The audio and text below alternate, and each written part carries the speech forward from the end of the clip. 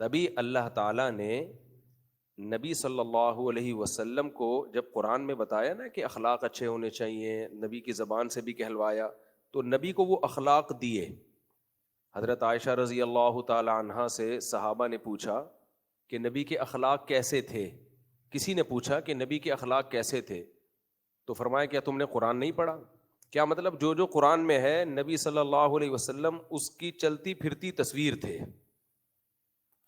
تو اس لیے یہ نہیں ہوتا کہ آپ صرف تقریر کسی کی سنیں، نیک لوگوں کی صحبت میں رہنا، برے لوگوں کی صحبت سے اپنے آپ کو بچانا یہ انتہائی ضروری ہے، بلکہ یہی ہے سب کچھ، باقی سب بیکار ہے، اصل ہے ہی یہی۔ لوگ کیوں اچھے علاقے میں رہنے کی کوشش کرتے ہیں؟ بھائی اچھے علاقے میں رہیں گے، گالم گلوچ نہیں سننے کو ملے گا، لوگ جائیں گے تمیز سے آداب، السلام علیکم، how are you, fine, nice to meet you, آداب، اس طرح کی باتیں چل رہی ہوں گی، تو بچے بھی اسی قسم کے آداب والے پیدا ہوں گے کہ نہیں ہوں گے؟ اسلام میں قوم پرستی نہیں ہے، اسلام میں قوم پرستی نہیں ہے۔ لا فضل لعربی علی عجمی ولا لعجمی علی عربی، حدیث میں آتا ہے کسی عربی کو اجمی پر، کسی اجمی کو عربی پر کوئی فضیلت نہیں، لیکن اس کے باوجود اسلام نے کچھ احکام ایسے ہیں جس میں قوم کو ویلیو دینے کا حکم دیا ہے۔ مثال کے طور پر اسلام نے حکم دیا کہ جب لڑکی کی شادی ہوگی تو جس خاندان میں وہ جا رہی ہے اس خاندان کو دیکھا جائے گا کہ اس لڑکی کے جوڑ کا ہے یا نہیں ہے، اس کو کفف کہتے ہیں، ہم پلہ ہے یا نہیں ہے۔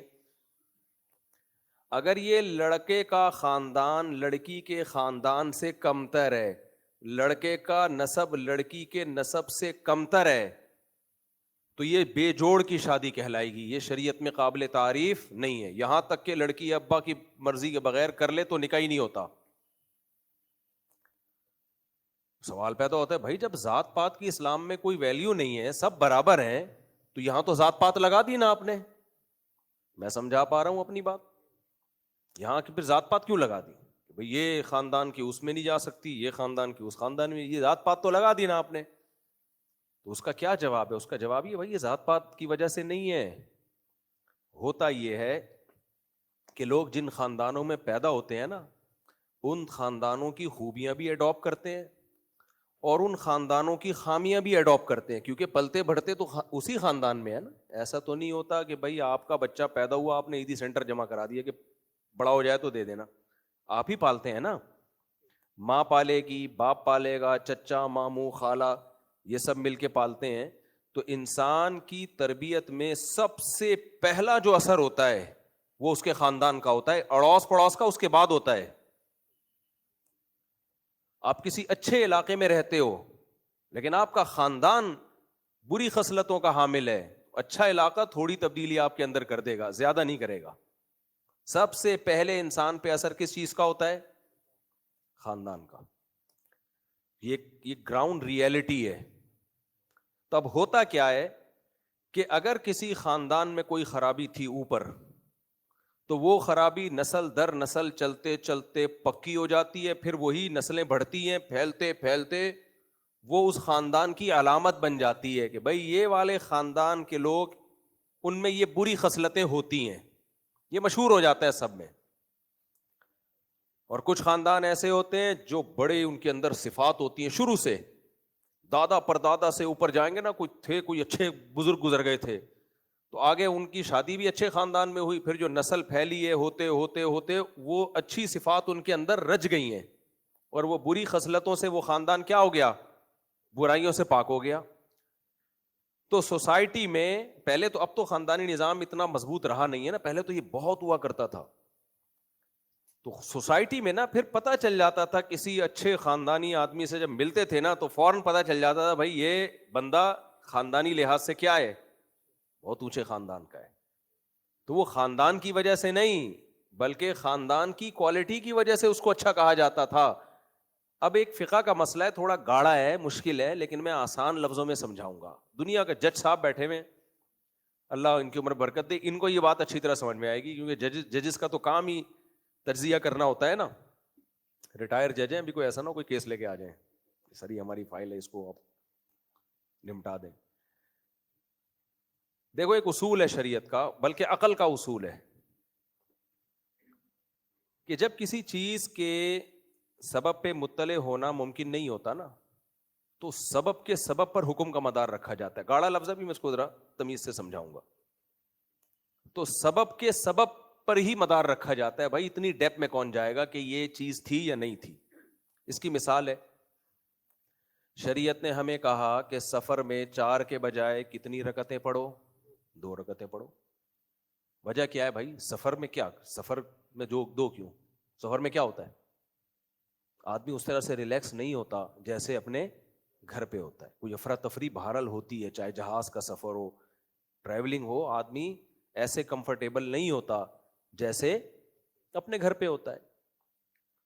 تو خلاصہ کیا نکلا بھائی؟ سفر میں شریعت نے ہمیں 2 رکعتوں کا آرڈر دے دیا تاکہ ہم نماز قضا نہ کریں یہ بہانہ کر کے کہ جی ٹینشن ہو رہی تھی, بڑے مسائل چل رہے تھے. اللہ نے کہا کوئی بات نہیں, 4 کی 2 کر دیتا ہوں, دائیں بائیں نہ کرنا, میں خود ہی آسانی دے رہا ہوں, یہ پیکج میری طرف سے. ظاہر ہے کامن سینس کی بات ہے کہ یہ 4 کی 2 اللہ نے کیوں کی ہیں؟ کیونکہ سفر میں ہمیں ٹینشن ہوتی ہے, پریشانی ہوتی ہے, مشقت ہوتی ہے, ہم اس طرح سے کمفرٹیبل نہیں ہوتے جیسے ہم اپنے گھر پہ ہوتے ہیں. لیکن کیا یہ ہمیشہ ہوتا ہے؟ بعض دفعہ گھر میں ٹینشن ہوتی ہے, سفر میں آدمی کیا ہوتا ہے؟ خوش, ریلیکس. اب بیگم سے گھر میں نہیں بنتی, گھر میں ٹینشن ہوگی, سفر میں خوش ہوگا کہ نہیں ہوگا جیسے ہی شہر سے باہر نکلے گا؟ وہی بات ہے نا, ایک آدمی ڈاکٹر صاحب کے پاس گیا, ایک خاتون اپنے میاں کو ڈاکٹر صاحب کے پاس لے کر گئی کہ یہ ٹینشن کے پیشنٹ ہیں, ان کا علاج کریں. ڈاکٹر نے دونوں کا انٹرویو لیا, کافی دیر کے بعد نا ڈاکٹر نے نیند کی گولی دی. خاتون نے کہا یہ میں ان کو کس وقت کھلاؤں؟ ڈاکٹر نے کہا یہ آپ نے کھانی ہے, جتنا سوئیں گی یہ جلدی ریکور ہو جائیں گے. یعنی ڈاکٹر کو اندازہ ہو گیا کہ اس کی ٹینشن کیا ہے. سب خواتین ایسی نہیں ہوتی بھائی, یہ لطیفہ ہے, خواتین غصہ کرتی ہیں ہمیں, ایسے تو بہت سے آدمی بھی ہیں. خیر, تو اب ایسا آدمی جب سفر میں نکلے گا تو ریلیکس ہوگا کہ نہیں ہوگا؟ اور وہ کہہ رہا ہے, اب کوئی پیدا ہو گئے پروفیسر صاحب نئے زمانے کے نا, وہ کہنے لگے ایکچولی دیکھو یہ تو کامن سینس کی بات ہے, انسان جب ٹینشن میں ہوتا ہے تو شریعت نے حکم دیا 4 کی 2 پڑھو. تو ایکچولی میں بہت ٹینشن میں ہوں, کل میرا ایگزام ہے, میں اپنے گھر پہ ہوں, کل میرا ایگزام ہے اور مجھے پیشنٹ بھی دیکھنا ہے, کوئی ڈاکٹر ہے, آپریشن کرنا ہے, تو میں بہت ٹینشن میں ہوں, جان کا مسئلہ ہے, 4 کی 2 پڑھوں گا. جائز ہے اس کے لیے؟ بولو نا بھائی, تجھے 4 ہی پڑھنی پڑیں گی, پوری پڑھنی پڑے گی. ہاں اگر کسی کی جان کا خوف ہے تو قضا کرنے کی اجازت ہے, بھائی جان بچانا پہلے فرض ہے نا. کوئی ایسا پیشنٹ آ گیا کہ آپ نیت باندھو گے تو وہ انا للہ ہو جائے گا اتنی دیر میں, اس کا کوئی بات نہیں, فرض چھوڑ دو. لیکن 4 کی 2 نہیں ہو سکتی کیونکہ سفر نہیں ہے. جتنی مرضی ٹینشن ہو آپ نے 4 ہی پڑھنی ہے.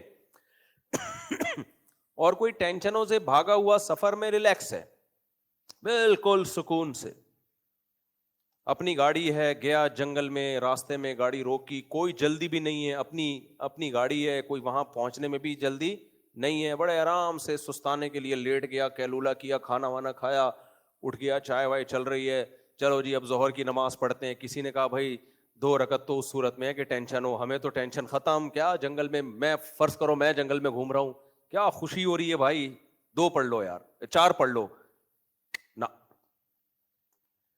تو بھائی سوال پیدا ہوتا ہے پھر اللہ کا اس حکم کا مطلب کیا ہے؟ ٹینشن میں 2 کا حکم ہے نا. اس کا جواب یہ ہے کہ اگر 2 رکعت پڑھنے کا شریعت اس پہ ڈال دیتی کہ ٹینشن ہوگی تو 2 پڑھو, ٹینشن نہیں ہے تو 2 نہیں پڑھو, پوری 4 پڑھو, تو یہ خود ایک بہت بڑی ٹینشن بن جاتی ہے ہمارے لیے یہ حکم. کیونکہ کوئی ایسا تھرمامیٹر نہیں ہے, کوئی پیمانہ نہیں ہے, کوئی ترازو نہیں ہے جس میں ٹینشن کو تولا یا ناپا جا سکے. کیسے ہم ناپتے بھائی اس کو بیٹھ کے کہ ٹینشن ہو رہی ہے کہ نہیں ہو رہی؟ آدمی جو وہمی ہے وہ تو پاگل ہو جاتا. جو وہمی لوگ ہیں, جو گھنٹے گھنٹے جن کمبختوں کا وضو نہیں ہوتا ہے, وہ یوں کر رہے ہوتے ہیں, رگڑ رہے ہوتے ہیں, وہ تو پریشان ہو جاتے ہیں, یار پتہ نہیں میرے لیے 2 جائز بھی ہیں کہ نہیں ہے, پتہ نہیں ٹینشن ہو رہی ہے کہ نہیں ہو رہی, پتہ نہیں میں ریلیکس ہو رہا ہوں کہ نہیں ہو رہا. کوئی ایسا تھرمامیٹر اب تک ایجاد نہیں ہوا ہے, ڈاکٹر صاحب یوں لگائیں اور ٹینشن چیک کر کے بتا دیں کہ ہو رہی ہے کہ نہیں ہو رہی. تو یہ خود ایک بہت بڑی ٹینشن بن جاتی ہے ہمارے لیے. تو شریعت نے کیا کہا, اور یہ اصول چلتا ہے پوری دنیا میں, غیر مسلم بھی مانتے ہیں اس اصول کو, بہت سارے قوانین ان کے بھی اسی بیس پر مبنی ہے کہ بھائی سبب حقیقی پر مطلع ہونا جب ممکن نہیں ہوگا تو سبب ظاہر پر حکم کا مدار ہوگا. جب حقیقی سبب نہیں ہے تو سبب کا سبب وہ ہوگا, تو بس ہم کہیں گے یہ بھی ہے.